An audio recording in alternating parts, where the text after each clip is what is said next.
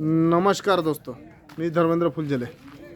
आज माझ्या गावाची परिस्थिती पाहिलं तर या रस्त्याला 15 वर्ष होत आहेत, तर अजूनपर्यंत हा रस्त्याचा अजूनपर्यंत निधी आलेला नाही आहे।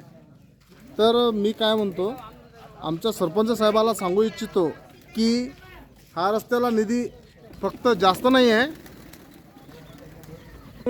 तर अवळा रस्ता आहे, हा बघू शकता तुम्ही की या रस्त्याला निधी अजूनपर्यंत पोहोचले नाही आहे। फक्त तेवढंच पोहोचला आहे की इथून फक्त 100 फुटापर्यंतच निधी पोहोचला नाही आहे, हे तुम्ही पाहू शकता।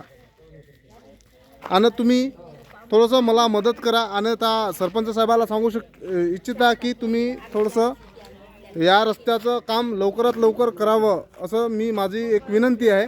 आणि घराजवळचे लोकसुद्धा तुम्हाला सांगू शकतात की या रस्त्याचं किती वर्ष झाले, 15 वर्ष रस्ता कंप्लीट नाही झाले। काका सांगू शकता का तुम्ही? हा 15 वर्ष झाले, अजून पुन्हा चिखल होतच आहे, कोणी काही बनवून देत नाही आहे। बरोबर आहे, आमच्या मागे कोणाचा आधार नाही आहे। बरोबर आहे।